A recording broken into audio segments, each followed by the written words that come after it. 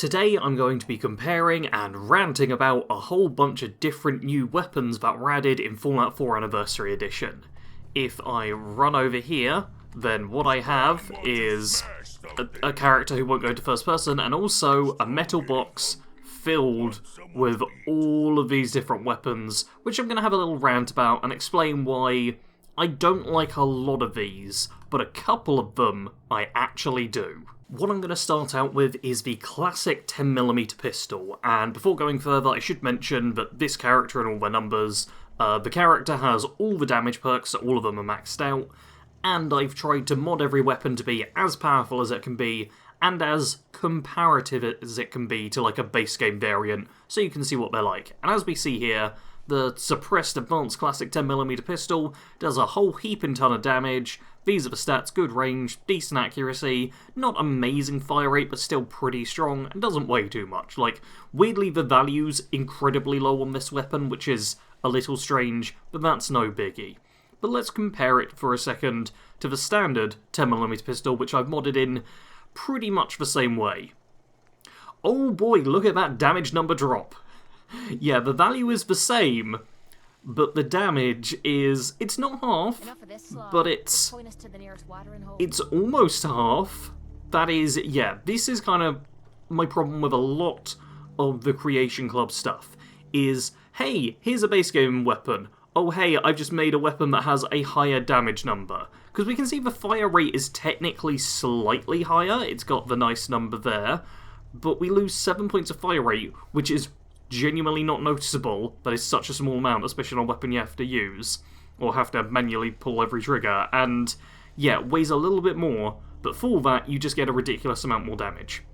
Now to be fair, the standard 10mm, you get that in the vault. Before you've even like properly started the game, you have a 10mm pistol. The classic 10mm, you have to go to the Diamond City area to find it, or purchase it from a vendor, and once again, stupidly low base value, so you get it a tiny bit later, but it is just objectively better. Like, standard receiver would be down to 70.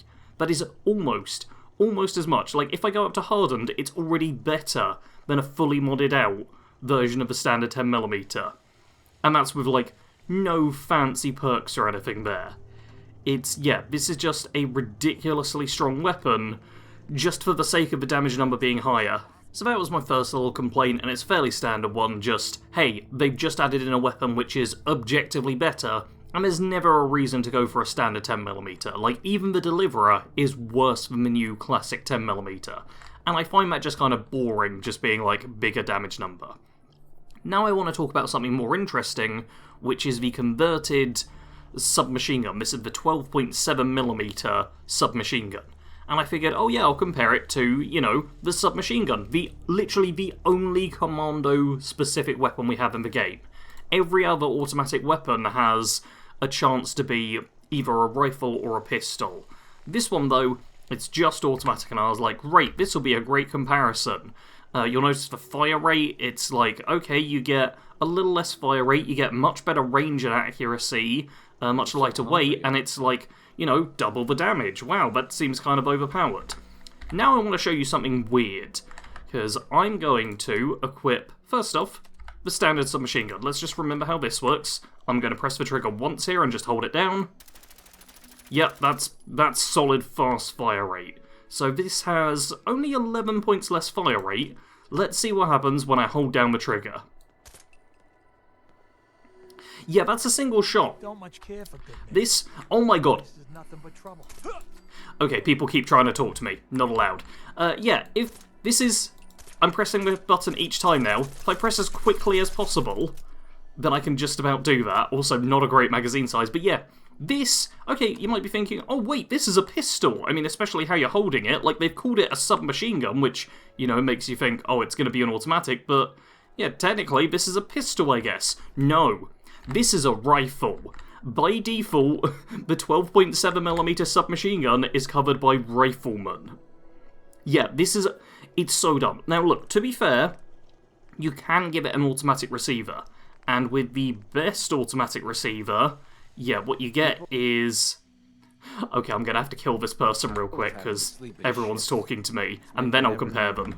Okay, I've now murdered all my settlers and stuff, so we'll stop talking, and here we can compare the actual automatic versions, and you'll see that the 12.7mm, sorry, is, yeah, it's just objectively a stronger, better version of the submachine gun. It has much superior range, exact same fire rate, more accuracy, weighs less and does more damage. And if I shoot it this time, just equip it now, and once again, I'm just gonna press the trigger and hold it once. Yeah, it fires in basically the same way as the standard submachine gun. It's got much worse ammo capacity, and yeah, you can't actually improve it beyond that. I've not found any mods or anything you can buy better than that, so yeah, it's basically just a better version. But that I don't mind, because you know what? 12.7mm, that's a different type of ammo. That is better ammo. Having this just be an improved version of that same type of weapon, but with much rarer ammo rather than the fairly common .45, I actually quite like that. Especially because, you know, it's got the 20-round magazine, whereas this one is like 100 rounds you can get up to. Like, honestly, I'm fine with that. My two problems are, first off, 12.7mm ammo is actually too rare. I literally have bought every bullet for it. I've not found out in the world. I'm not sure if that's a bug where it just doesn't spawn in or if there's something else going on there. But the other thing is, I wish it wasn't by default just a rifle. It should just be automatic. It's something that really bugs me, because when you look at 57 versus 82, you're going to go on that, especially when you're like, oh, I lose just a tiny bit of fire rate, but no, that fire rate doesn't matter because it's basically just as fast as you can pull the trigger. So yeah, I just wish this was a purely automatic weapon. It's genuinely very frustrating seeing what could have been our second commando weapon just be another rifle. And I love rifles, but we've got plenty of them. Next up, I want to cover the new Institute weapons, and these I actually like. Yeah, these are the ones where I'm going to show as an example of here's how you do something good and interesting. Because the standard Institute weapons, they kind of suck. This is the best modded out version I can really make, and, well, it does like over 100 damage and stuff. If I find a laser rifle real quickly, here is a laser rifle modded out to be basically the same. We can see the stuff barely changes, and the laser rifle has better damage, slightly worse fire rate, but we've already established how little that really matters for these sorts of rifles, and it weighs fractionally more. Like, it's always been the case that the Institute rifle is just a worse version of a laser rifle, plus these Institute rifles are pretty bulky. Like, if I show you a quick comparison for anyone who's not played around with these before, this is what the laser rifle looks like when it's on the screen. Uses up a fair bit of space, you know, as a weapon does, but, you know, this is very usable. I can just be like, yep, and even when I'm shooting at the middle, that's all fine. If we now switch to the Institute rifle, that is using up like twice as much screen space immediately. And even when I zoom in, it's using up a lot of space. Like, the zoom, this is fine. This is all perfectly fine in terms of shooting, but look, I can't see the right side of the screen anymore. Like, my chemistry station is basically gone. Switch back to the laser rifle. Now, oh yeah, there's a chemistry station there. The difference is night and day. In fact, I'm going to quickly just do this so you can see nice and fast.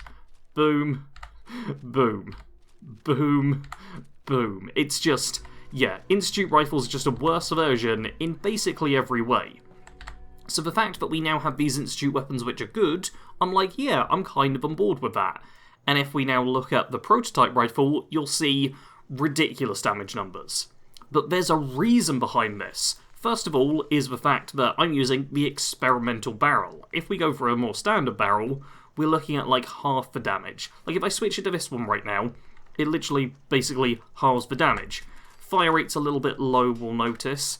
And in fact, the fire rate being low is another nice thing, because this is half the fire rate of a standard Institute rifle now. It's got better range and accuracy, but it's much slower firing. You get a lot more damage, but it's slow. And here's the other thing.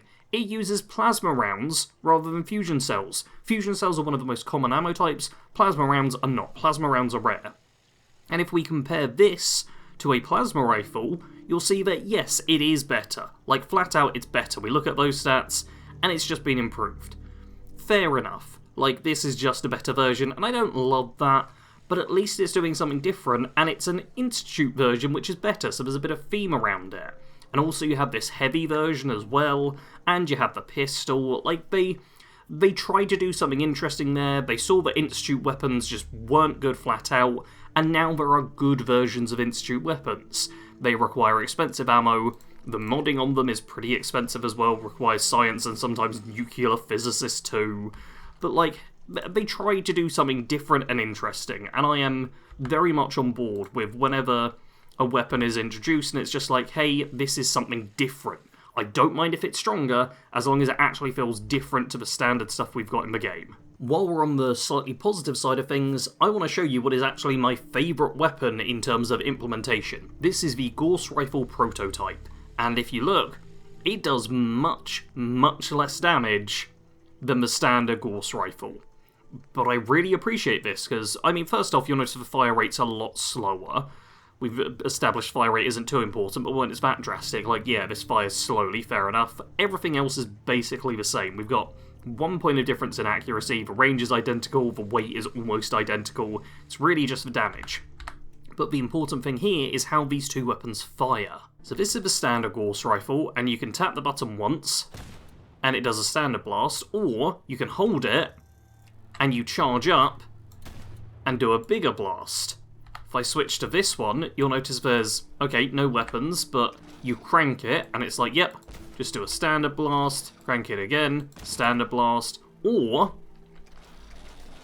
you can crank it up to 3 times and do a bigger blast. It's the same basic idea, but implemented very differently. Either you hold down the trigger and fire, or you crank up and then fire. And this version is slower than the standard Gauss Rifle. It technically uses more ammo, but it also has the potential to have a higher damage per shot, I think. I must admit, I'm not certain how this works, but it's at least somewhat comparable. Like, I've used both of these, and they fulfill a very similar function.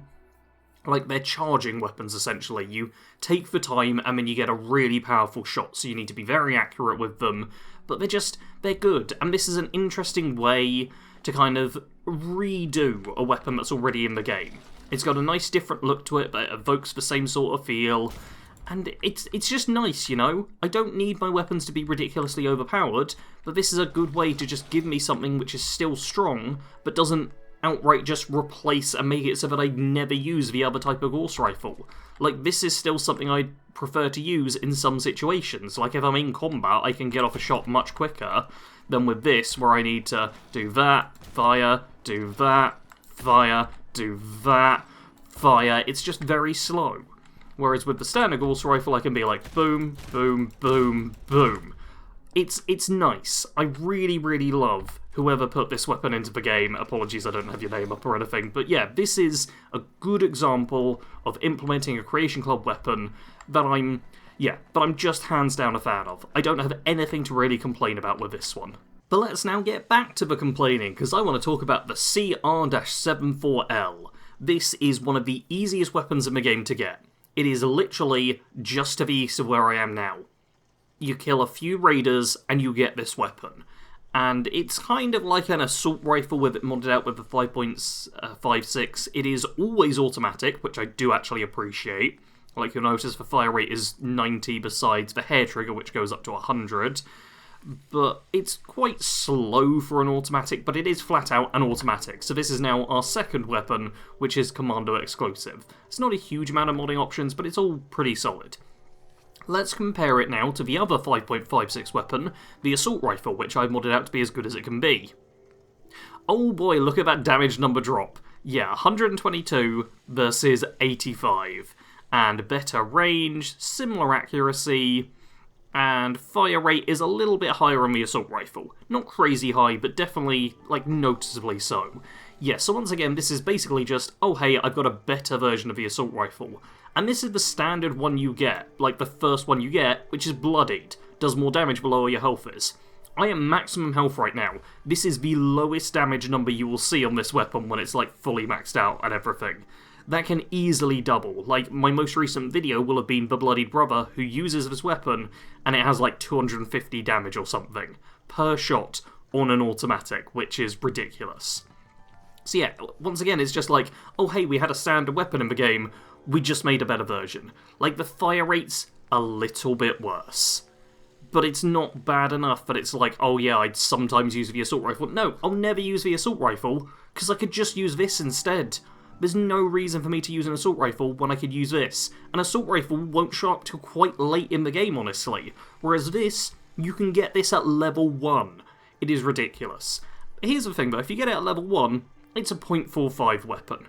You see, most of these mods are .45, it's only the last few, and you do need to do, I think, a bit of a quest to get, like, these two, so there's a bit of stuff around it. For the time being, let's actually just put on the calibrated powerful receiver. Let's now treat it like a .45 weapon. It does 105 damage, everything else is the same. Let's now compare it to the combat rifle, our other automatic, that uses .45 in the same sort of vein. 92 damage. And once again, same fire rate this time, exactly the same, 90 on both of them, 161 range, 215 range. We have 3 more points of accuracy, and it's a lot heavier as well. This is once again just like, oh hey, I made a more powerful version. That's all it is. Also, I'm really disappointed that, yeah, the assault rifle has such low damage. Like, 5.56 ammo is, you can see just by the damage numbers, quite rare, but it's worse than a powerful automatic combat rifle. I don't know why that's a thing. That feels dumb in the base game as well. It's not just creations I'm going after, it's the base game too. But once again, over 100 damage, under 100 damage. It's just better. And you're going to find this before you can find a combat rifle. Combat rifles are sort of like a mid-game weapon. And in this instance, you just would never use them again. Because you pick this up, this is a .45 weapon, better than anything else out there, and there's just no reason to avoid it. It is so easy to get that there's just no reason to pick up either of these two unless you're playing as a rifleman build and go for like a... not one of these, what one is it? The calibrated powerful instead. If you were going just standard rifleman, then yeah, you put that on, it's now a rifle rather than an automatic, and you know, it actually does do fractionally more damage for a third of the fire rate and worse range. So yeah, it is bad. I just don't like how this weapon is just flat out superior and there is no reason to pick base game weapons over this, a weapon you get basically at the start of a game. You pick up the bloodied C7-4L, whatever it is, the bloodied rifle, around about here. It is like super early on in the game. If you want what is, in my opinion, the most overpowered weapon, you have to go here. Just to about here. This is as far as you have to go. Once again, this is Fallout 4's map. These are like the actual dangerous areas down here, and kind of like around this way. Just in this one quadrant, just one little bit here, you can get like the best automatic and rifleman based weapons. Flat out. You don't have to even go past like the danger line into like all actual enemies spawn in. No. You just go to easy places and you get this. This right here is the Manual rifle. It is the strongest sniper rifle in the game, hands down. Like, look at that. 337 damage. 137 damage. 200 points more damage. And better fire rate, better range, slightly worse accuracy, and slightly worse weight. That is over double the damage of a standard sniper rifle. There is no reason to use a hunting rifle when you can pick this up at the same time as you could pick up your basic hunting rifle.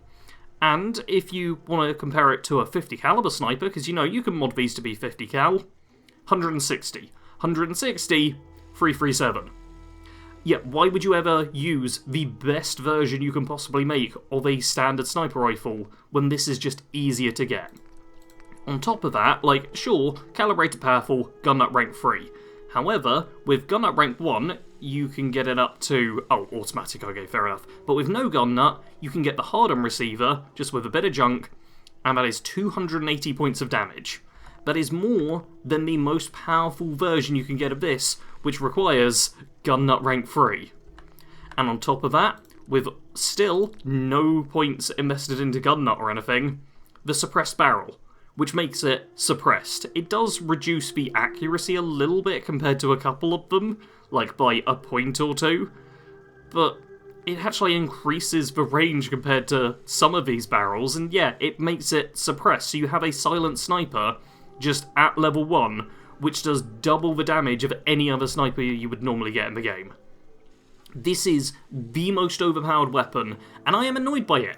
As someone who loves to be a sniper, there is like no challenge to it anymore. If you've been watching my Anniversary Edition bingo, you'll have already seen it's just overpowered. And I'm going to have an episode coming out on the second channel on Monday, which shows just how ridiculous this weapon is. Now, I also want to take a moment to talk about the Manual Carbine, which you'll notice is the same damage type, .308, and does slightly less damage. You know, 257 rather than 337. It's technically just worse. It's got the same fire rate and everything. This one I don't hate as much, because at least it's got like some automatic options. Like you get a powerful automatic receiver. I don't have the screws for it, of course I don't. But you could make it an automatic, and we don't have an automatic .308 weapon. So that I kind of like. Damage numbers, still stupidly high. Like the damage should not be this high on this weapon. They've just artificially boosted the numbers up, because why not? If you're making a creation and you want people to think it's good, just double the damage number, and people will be like, yeah, this is amazing, this is such a good weapon, because most people don't care about actual balance and progression, they just want a big gun that goes bang and the enemy dies. I, however, really care about balance and progression, more than anyone else I'm aware, and I wish these weapons were weaker. These are just stupidly overpowered, and if you pick them up, the game just doesn't need to be a challenge anymore. The most difficult thing is making sure you're stocked up on .308 ammo. That is genuinely the biggest challenge once you've got these weapons. But I do want to show you an example of what I consider is a really good way to do a sniper rifle as a creation while still making it stronger. This right here is the anti-material rifle. I feel like that's not how you spell material. But besides that, this is a 50 caliber sniper rifle, and you'll see 187 damage. That's more than a standard .308, and it's more than the 50 cal. This is better than the 50 cal. It's got slightly worse range and accuracy, so you know, a bit less wieldy. Basically the same fire rate, like it's one difference, and it's a bit heavier too. But it does a bit more damage. It's like 15% more damage for this weapon.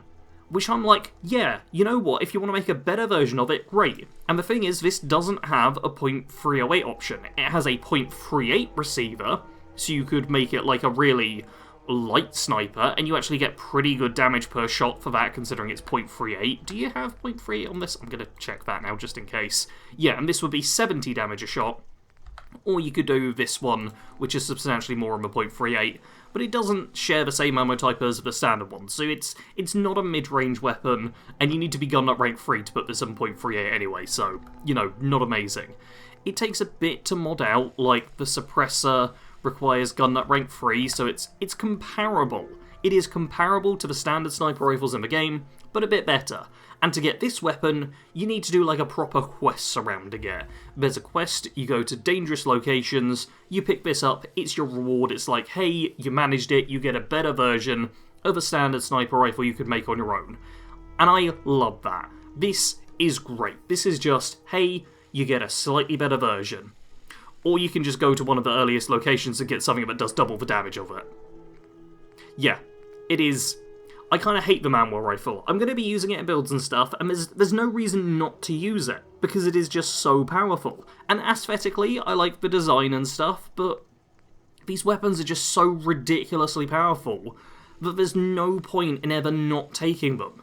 They are just stupidly overpowered, and that is my biggest problem with a lot of the Creation Club weapons, is they're just OP because they can be. There's no reason to actually put like skill or dedication or make them feel different like the Gauss rifle prototype did. It's just like, no, we can just make a better version of what's already in the game, just boost up the damage number, and people will use it, because it's just objectively better. And I really don't like that. Anyway, that's my little rant about the Creation Club weapons. I didn't cover every Creation Club weapon, but I think you get the general gist of what I'm going for here. I know a lot of people will not care, but hey, I wanted to make this video. Hit the like button if you enjoyed. If this does particularly well, maybe I'll cover some of the other weapons as well. But go watch my builds instead. They're a bit more fun, or check out the second channel where I've been doing an anniversary bingo. As always though, thanks for watching. Sarge out.